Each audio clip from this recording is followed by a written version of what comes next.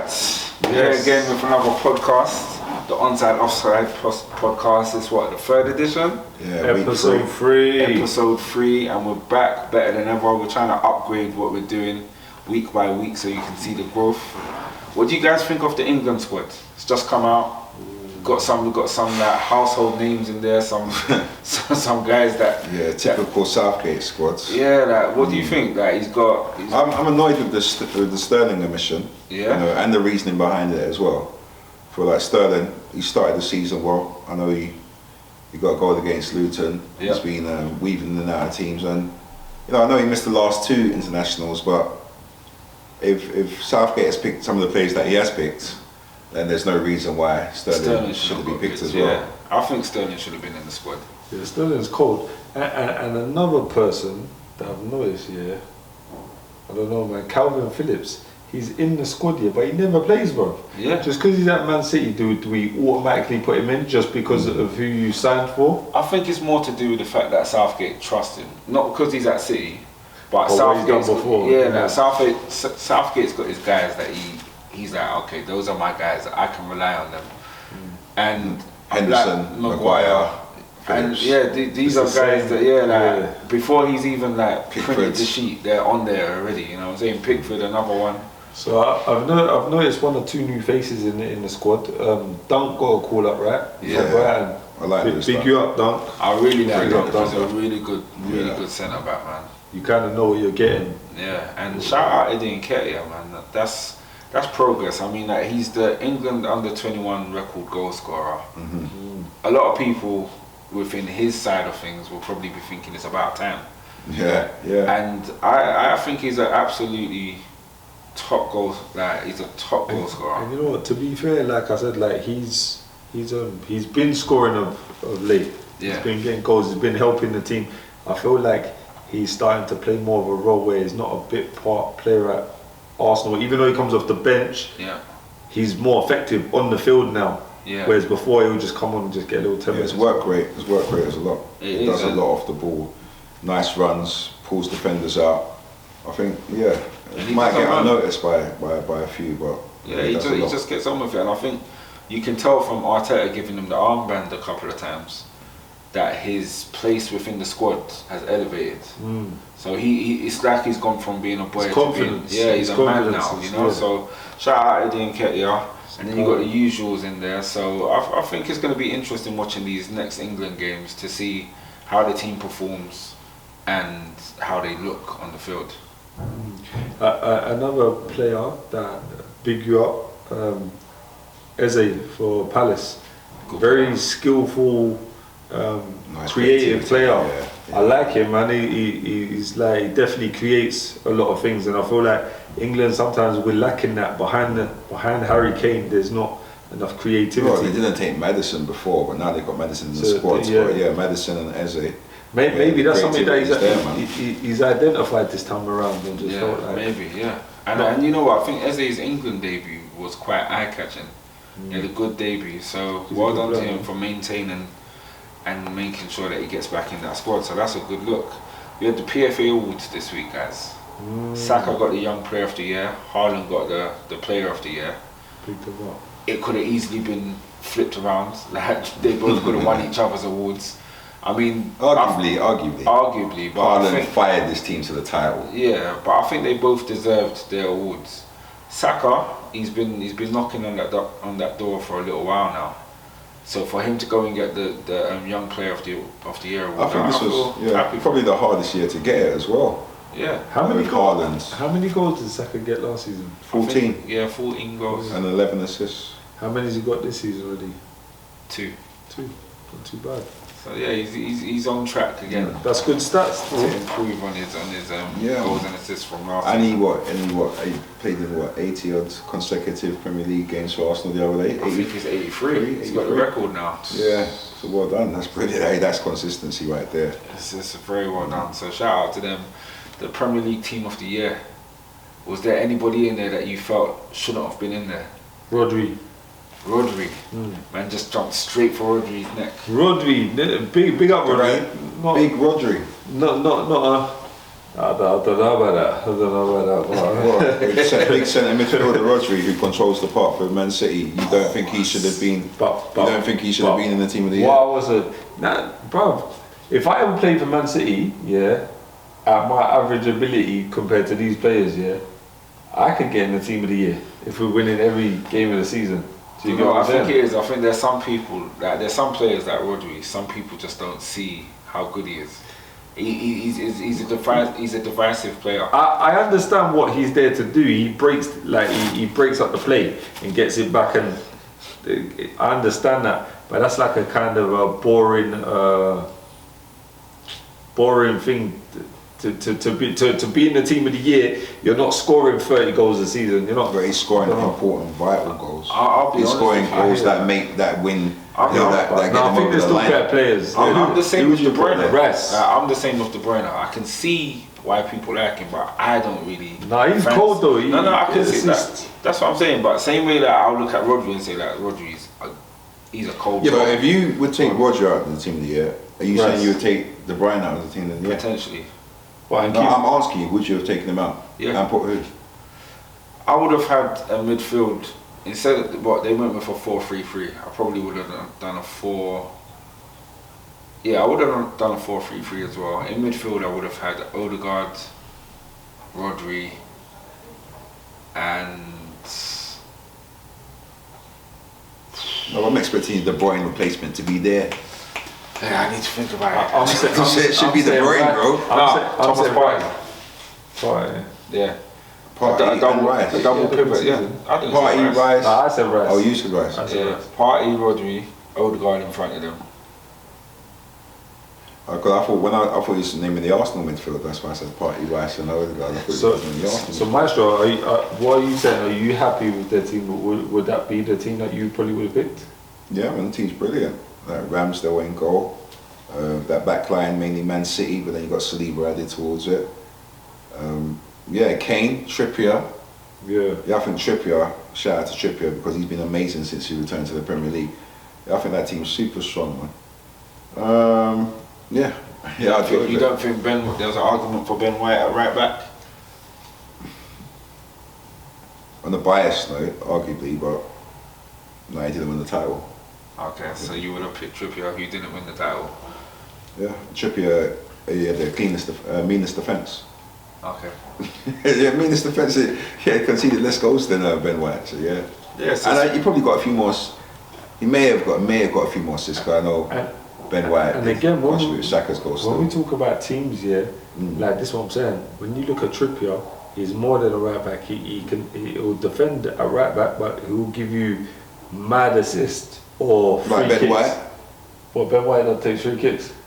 He's working on that still. He's working on that. Right. He just can't get past Odegaard. There's certain man ahead of him. Ahead of him on the free kicks. Yeah, there's not too many men ahead of Trippier at Newcastle. So I saw Ben White taking a free kick against Fulham. Yeah? Arsenal 2, Fulham 2. What did you think of the game? Bearing in mind the free kick was that when he was at centre half, that it was for offside free kick. Yeah. Okay. Now what do I think of the result? Yeah. I was annoyed that the Arsenal dropped points. I didn't watch football for about 24 hours. I've got to get over that. I got to get over that. But yeah. Disappointing. Yeah, it was disappointing. But on to the next one. Well done to Fulham, though. Yeah, well done to Fulham. Fulham really they had a game plan and they stuck to it. And I could see Arsenal's biggest problem. No, I know well done to Fulham actually. Arsenal threw that away, and the referee started. No, they shouldn't have been a corner either. Fulham's game plan, and I think this is Arsenal's problem, is to hit Arsenal on the counter attack, and it happens time and time again. And I'm actually frightened for Man United coming to the Emirates on Sunday because they're a great counter attacking team, and we seem to struggle against that. So I think Fulham done well to stick to what they were doing and get something out of the game. And it's also nice as a person that just loves football without supporting the team to see sometimes the underdogs get the win or get a draw, because then it's unpredictable, isn't it? And that's the beauty of football, I suppose. A team that nearly got the draw was Sheffield United against Man City. Interesting. City just creeping out the back door with a Rodri screamer for a 2-1 win. Ironic.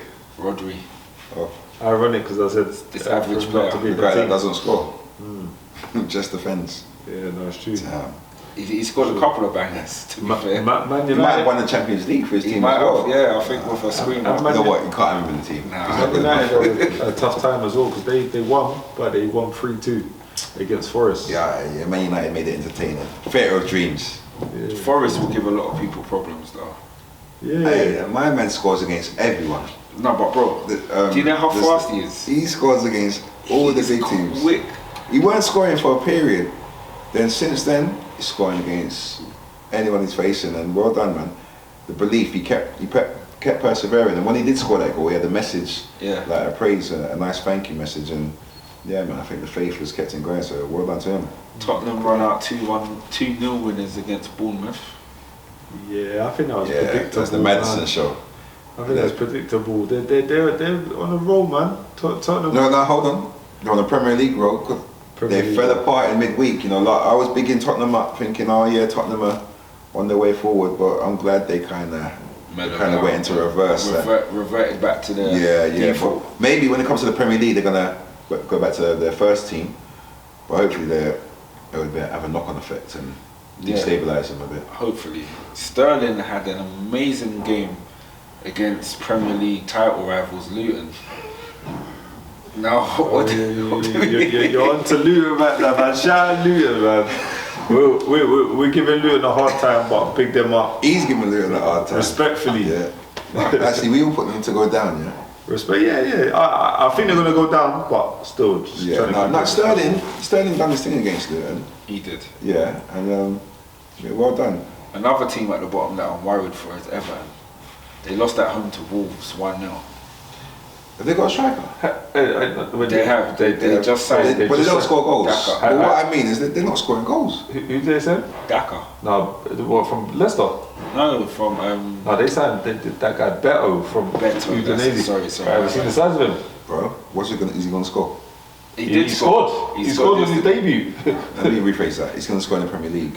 He will. When he gets the Premier. He banged last season though for Udinese. Is he going to keep them up? No. Alright, cool. So he'll be playing for someone else next season. So yeah, we don't know. We haven't even spoken about the Newcastle-Liverpool game. Or did we? No, we didn't. What happened in the Newcastle-Liverpool game? Newcastle-Liverpool game. Sending off. The guy that you was rating. Yeah, Nunes. Rating. Yeah, he got 2. Come on. Yeah, Nunes, he's there to score goals. You know, last season he was always in the right place. Sometimes the shot was a bit wayward over the bar. He's lightness. This season, 20 plus goals. He's one of them people I call him a chaos merchant. Who's faster, you or Nunes? Nunes. No way. Bro. In my prime, me. I don't know, I reckon right now, Nunes, but in my prime, me? What? Yeah? I reckon I can beat him. What, in a race? Yeah. With a blindfold on as well. Okay. Alright, Elite. So, swiftly moving on. We've got Burnley against Villa. Burnley lost at home to Villa. There was a lot of teams losing at home this week or dropping points at home. Villa, you know, from their opening day defeat where they conceded 5, they've gone on to score 10 plus in the next 3 games. You know, they got a 4 or 5 and then beat Burnley 3-1. Like, yeah, well done to Unai Emery and Matty Cash and Watkins, because Ollie Watkins, the guy's due another move. You know, I know Villa fans might not be happy with me saying that, but I've got to say about Watkins, to move up again, man. Watkins he's a really good player, and he's a little bit like Nunes. Like, he should score a lot more goals from the chances that he gets himself into. Quick question. Who would you rather have? Watkins in your side? Has it stopped?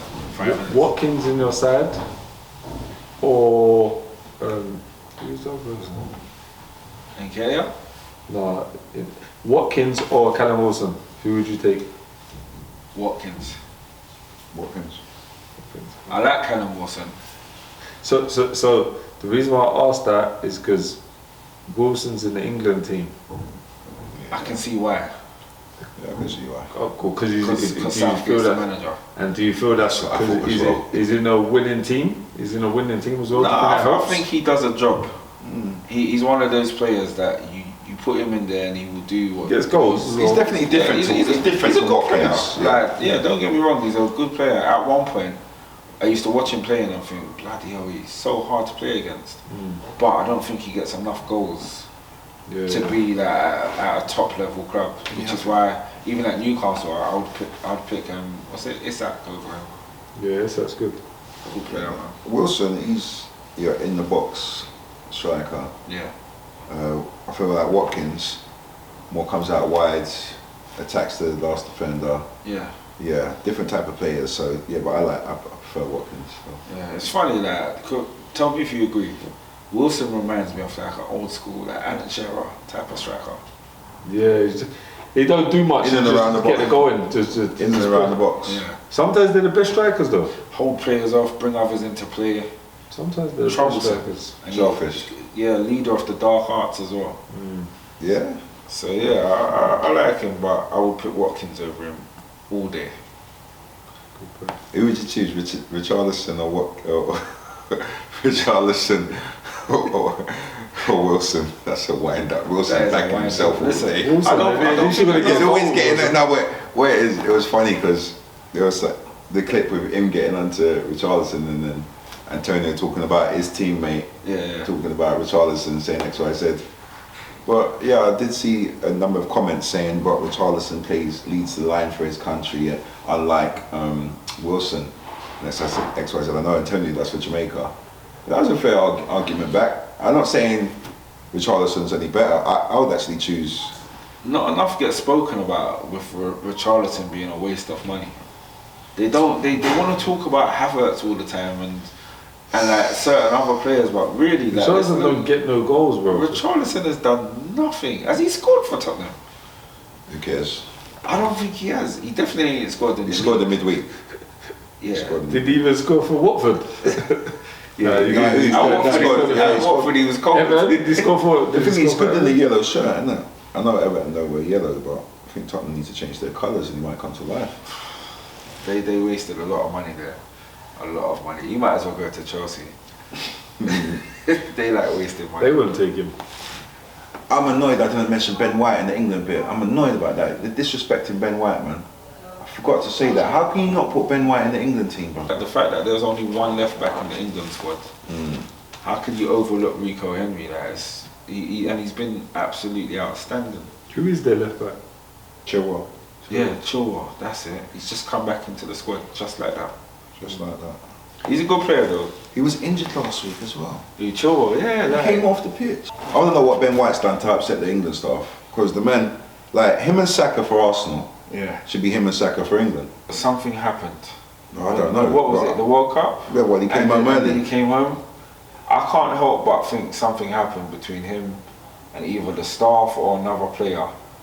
And this is the reason why he's not getting selected. So what else has been going on? We've got the Spanish guy who can't stop kissing the women. He shouldn't be kissing the woman, but I don't see that. That's it, that's the bottom line. Who goes around kissing the women like that? This is the conversation. No, that's not a conversation. I don't see why it's a conversation. What, you think it's okay? It's not that I think it's okay. I don't see what there is to talk about, really. It's more to do with a case of like, this kind of thing has been going on for so long. People in power abusing their power and thinking it's okay to do certain things, and it's like, nah, there comes a point where it's like, he needs to be like reprimanded for what he's done, and they need to understand that they can't do whatever they want to do.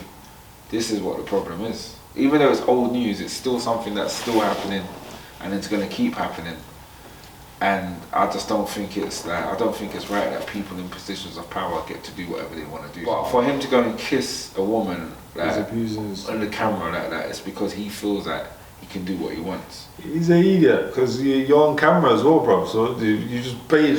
Like even if you've done it in the changing room after and she's not said nothing, that's between you and her. But I'm saying you've done it on camera and just messed up your career. So that's his business. Yeah, it's just, to me, it's wrong, and it just goes to show how much these people feel that they can do whatever they want. Yeah, no, it's true. So yeah, but yeah, swiftly moving on. Swiftly moving on. A couple of transfers have happened. Imagine going from Tottenham to Man U. Tottenham's bench to Man U's first team. It's not bad. Well, who's doing that? Regulon. Chelsea getting Palmer, like that is like, I struggle to see.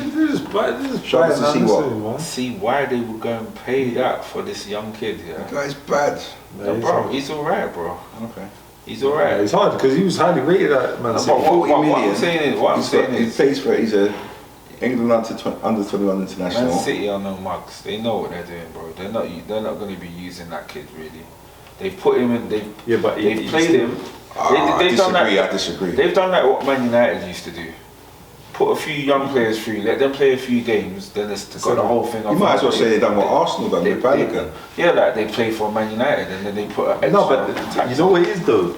They're a very good young player, yeah, but it's like you're not good enough to get that team. But no one could come in and get in this team anyway. I disagree. Still, the guy was on the third. Like if he stayed and be patient, just like Foden, like I think eventually he would have become a striker at City. I think he would have. Yeah. But well done. Well done for him going to Chelsea to get maybe first team action. But the guy's good enough. He is good enough to be playing. He's a good player. To be playing minutes for Manchester City's first team. He's a good player. You have to be good enough that you ain't going to sign him to a contract for no reason. Pep doesn't waste time on players. He is a good He player. doesn't give players minutes for no reason. Let's look at the other side of it though. What do you think this means for Chelsea? They've spent so much money since Bowley's come in. It's a game for Chelsea. I think they're just rolling the dice. No, but what I'm trying to say is like their strategy. Do you agree with their strategy, or do you think their strategy will come good for them? They got money to splash. So whether I agree with it, if you've got money to splash, sometimes you just do what you want with the money. Chelsea must be getting hit up with a transfer ban soon, man. No, they patterned it right with their contracts, like these 8-year contracts. The fact that they're buying young, they've got a clear strategy that is saying, you know what, forget about what's happening like in the near future. We're thinking long term. So do you think no silverware for a couple of years? In the next 3 years, they could be looking at their squad and they've got some of the best players in world football at their club in a few years. That could be the case. I think they'll need silverware to go with it, though, because I don't think Chelsea fans, having won silverware for the past 20 years, I don't think they can go a couple of seasons without winning silverware and the manager stays. Or maybe Poch thinks he's got the squad with these youngsters coming in to do that. I'll just say I'm not really impressed with their squad at the moment, personally. Yeah, I think they'll be all over the place. And we're like, yeah, that's a good player. So probably because you've seen more of Nketiah, you put Nketiah ahead of Jackson. I think someone like Jackson is a little bit overrated from what I've seen so far. I mean, he's still early though. He might pick up. It's still early. I've looked back on like certain YouTube videos and some games that he's played back in Spain, and I can see why Chelsea thought, yeah, let's go and sign him. But I don't think he's that guy. He's not the guy, bro. If Jackson was at Arsenal, I would start Eddie ahead of him. We got Balogun gone to Monaco. 40 million. Is that good value for them? For Monaco, you know what? I think for both sides, it's a good deal. Yeah. Would you, as an Arsenal fan, would you not have wanted to keep him? Or is there no route for him into the team right now? At one point I would have wanted to keep him, but like Malachi said with Pep Guardiola, why stand in a player's way if they don't want to be there? You got to give that player an opportunity to play. If you can see that he's not going to be first, second, and he's potentially third choice, let him go, because he's only just going to be taking up space. Will he get them 20 goals this season? In the French league? Definitely. Yeah? Oh, yeah, more than likely. Definitely. Even though he's playing catch up. Still young as well. He's still young as well, so. I think the bigger question is, will he move for bigger money to a bigger team in the future? Well, I think Arsenal put a little clause in this 17.5%. Yeah. That's smart, man. Another interesting transfer that I come across is Ansu Fati from Barcelona going to Brighton on loan for the season. So I think, you know, you say a small club like Brighton, they've improved a lot. And they're probably well known now for the Casido transfer and stuff like that. But getting Fati is definitely a big statement to them. What's your views? I didn't see it coming. Just to even see a player going from Barcelona to Brighton just looks a little. Shows how far they've come. Yeah, it shows how far they've come. It looks odd. like on my eyes it looks a bit weird. But Fatty is a brilliant player. I think he will improve their team, and I think he will fit in nicely over there. So I expect to see Fatty having a good season there at Brighton, and he may even end up staying. Yeah, no, that's a good piece of business. Also, I think Liverpool are about to tie up a deal with Ryan Gravenberch from, I did mention it a couple of weeks ago, he plays for Bayern Munich, and I think today he's come to the UK to do his medical whatnot, so I'm not sure. I'm nice cop there for Liverpool. Gonna have to check, but I think within the last hour or so it's been finalised and agreed. Okay. Well, so they got four midfielders now, so I don't know. I know there's a bit light in the midfield area, so we'll see how they get on. They're stocking up. They had to. They had no choice. I mean, Manchester United need to stock up in midfield. They're not quite. Oh, should we talk about Man United? Things a bit imbalanced at the minute. I feel they're getting. You're gonna Tottenham right back on loan. Left back on loan. Sorry, yeah. Wow. So that's. I know they do need to fill that position in a minute because of number of injuries, but yeah, to go from Tottenham's bench to Man United's first team, that's a move still. Yeah, I like that. Definitely. I feel like Man United their transfer policies. They look all over the place, but they're still pulling off results. But they already had a good core, I think, before these players come in. I don't think good core. Yeah, well, last season they did. The season before they didn't. But last Ten season, Hag, it's an amazing coach. Like I said before, Ten Hag. Without Ten Hag, they would not have finished where they finished last season. So I feel like it's the manager that's elevated the team. If you take that manager away, the team falls apart. Probably finishes just above Chelsea, like 11th. I've got a question for you, both of you. Firstly, Mal, Partey or Casemiro? Partey. That's not even a question. Partey or Rodri?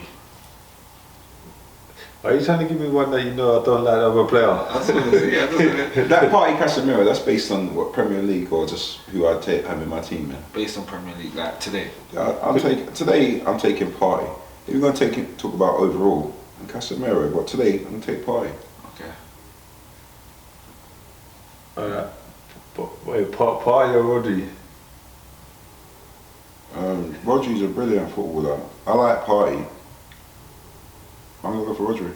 Rodri, okay, cool. So you're asking me now, Casemiro or... No, Partey or Rodri. Partey or Rodri? Partey. The reason I go for Rodri is I'm going to go the finishing. Finishing, and I might be wrong here, but I'm going to say finishing and pass accuracy. I know Thomas Partey does these nice little through balls. He does spin in the middle and pass the ball through well, but for that Rodri, he does do a lot more safer passes, but he also has that nice intricate pass as well, and that thunderbolt finish. So that's what edges it for me. Just helps his team get over the line that bit more. I would pick Rodri in that instance, and I think the thing that edges it for me is his presence. He just seems to have this aura where he's just bossing the midfield. But imagine having both of them in your squad. I think people pick Rodri as well because he's younger than Partey. So in terms of that, like I get it. I just think, I like Partey, man. I think he's started the season well. Rodri's a good player, but Partey started the season wearing right back. But he has winding me up. He has. If he can make a right back come out the team, the manager's forcing havoc. He is not Ben White. Is not part. It's the manager saying, "Oh shit, I need somehow to get Havertz in, and then have X amount of players when my team's attacking." If I was going to be really honest with you, Arsenal should not have even gone for Havertz. I think that 65 mil could have been spent elsewhere. But now that he's here, I'm also thinking that maybe not play the guy left 8, just make him one of our striking options. And just let him just deal with it, man. That's have you seen him play it out and out striker? I don't think he's that bad. No, I'm just asking. I want to know, like I said, I want to ask him, bro, where do you play? To me, he looks more natural as a striker. Bro, I want to hear, I want to double check that. Bro, he reminds me of like Isak. As in, like, they're not like disrespect. Isak. Up top, like, no, Havertz ain't a bad player, bro. No, but Isak you ever heard me say he's bad? But he reminds me. Just not fitting into this Arsenal team right now. Yeah, it's and tough. Did you see him fit into the Chelsea team? In the 3 years? So that's another reason why it's a bit of a tricky move for Arsenal. It's not as if, this player's been balling for 2 years, 3 years, 65 mil. He hasn't exactly been raved about. And I swear, at Leverkusen, he was an attacking midfielder. Then he went to Chelsea, he was a striker. Yeah. And now he's gone to Arsenal, he's a centre midfielder. He was very good at Leverkusen as well, but that's 3 years ago. I'm sure I was very good dribbling in and out the cones 3 years ago. You know what I mean? But I'm not so good at the minute. So you can deteriorate, bro. Yes. You can, but look, I guess we'll see over time. But I'm still tipping him to come good with his 10 plus goals and assists this season. Well, hopefully. Is that each? No. 10 of each? No. Do you think 65 mil is worth a contract? 10 GNA? 10 GNA? I don't want to sound like everybody else, but he does more than just like score and assist. Like he pulls people all over the place. Who Havertz? Yeah, and he brings other people into play. His movement and his occupation of space is elite. When you watch him live especially, and you see him moving out somewhere and you're thinking, where's he going? And then you see a next man come into that spot. He knows what he's doing, and that's why Arteta likes him. We've got the game coming up this week. Let's do that. Game week 4, Friday night. We kick off with Luton hosting West Ham. Let's have a scoreline prediction, Elite. 2-0 West Ham. Marks? I think it's going to be a 1-0 West Ham. I'm going for a 1-1 draw in this game. Okay. Yeah. Then you want to do this, man. Then we come to Saturday afternoon. Early kick-off, Sheffield United and Everton. 2 struggling teams. Who are you going for, Marks? Everton are really struggling. I feel that Sheffield United will win this one 3-1. 3-1 Sheffield United. 1-1. 1-1. Myself, two teams in trouble. I'm going to go for 0-0. Boring, ball draw. Okay. Our 3 o'clock kickoffs. I'm going to start with Brentford. Brentford at home to Bournemouth. Elite, scoreline please. Brentford 1-0. 1-0 Brentford. I can see Brentford running away with this one with an easy 2-0 win. Bournemouth score first. I'm going to go 4-1 Brentford for this one. I feel like it's going to be an exciting. Well, I keep getting my score predictions are a bit wild actually, but we're still going to keep it 4-1. Burnley v Tottenham. Company at home against Tottenham 3-1. Tottenham's first team 3-1. I'm going to go with Burnley to win this one 1-0. Yeah, I feel like Burnley. Yeah, they're going to go real. Yeah, they're going to have to tighten up. Quickly, if you guys agree that Burnley would beat Tottenham, leave it in the comment section and all that good stuff. I'm going to say, 3-1 Tottenham. 3-1 Tottenham. And then he said Burnley, but I said be sensible. Yeah. 3-1 Tottenham. 3-1 Tottenham. Madison again. Yeah. Chelsea, Nottingham Forest. Elite. Chelsea 2-1. March. I could see this one being a draw. 1-1 draw. I'm going to go Raheem Sterling, continue where he left off. Letting Southgate know he's made the wrong decision. 4-1 Chelsea. I keep going for the 3s and 4s, but yeah, it's an entertainment game, man. Let's see what happens. Goals. Our evening kick-off, we have Manchester City. Oh no, still 3 o'clock kick-off. Yeah. Man City v Fulham. Prediction, Dan? Man City 2-0. 2-0. I could see City just walking this one. I'm going to go 4-0 City. Listen, Fulham last week went to the Emirates, took a point. They better go to the Etihad and take a point. Is that me being wishful? Yeah, that ain't happening. That's not happening. 1-1. 1-1. And our evening kick on Brighton against Newcastle. 1-1. 1-1. 1-1, tight game, man. Both good teams. I'm having to think hard about this one because Yeah, they're no easy fixtures. this is a tough one, you know. Brighton versus Newcastle at home. I'm going to say Newcastle might nick that one with a 2-1 win. 2-1. Yeah, I'm going to go to these low scores soon, but I'm going to go 3-3 in this game. I just feel like action-packed. Yeah, 3-3. So then we move on to Sunday, 3 games on Sunday. Marsfield, Crystal Palace hosting Wolves. I'm going to go for Crystal Palace win 2-1. 2-1 Palace. Elite? 1-0 Palace. Yeah, I think we're all going to go Palace here. I'm going to go 3-0 Crystal Palace. Eze We'll celebrate with a goal. Score, bro. Yeah, goals, man. Okay, let's go. Liverpool, Aston Villa. All right. Liverpool, Villa. Liverpool, That one's Villa. a techie one. Turkey. Come on, what you got, Elite? 2-0 Liverpool. 2-0 Liverpool. Yeah. Clean sheet, Addison. Oh, mate, this one's a tough one, man, because I think Villa are going to do it. I think Villa are going to beat them 3-0. I think Ollie Watkins is going to score. And Nunes. 2-2. Yeah. Okay. And then, last but not least, on Sunday evening, Arsenal hosting Manchester United. Elite. Have Man United won all 3 of their games? Nah, only Man City have won 3 games this season. I reckon that'd be a draw, you know. 1-1. I'll go to you in a minute. 2-1 Arsenal. Go on, you can have 5 minutes now. Yeah, okay, let's go. Now, I feel that Arsenal are going to win this one quite easily.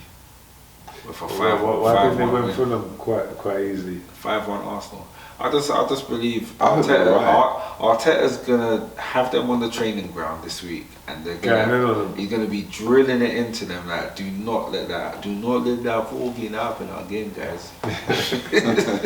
And it's not gonna be a joke. Like, Arsenal are gonna come out. I think they're gonna have their full strength squad. So this is the same Arsenal that, you know, have conceded a goal in the first minute 3 times this calendar year. 5-1 Arsenal. Playing against fast breaking Manchester United. 5-1 Arsenal.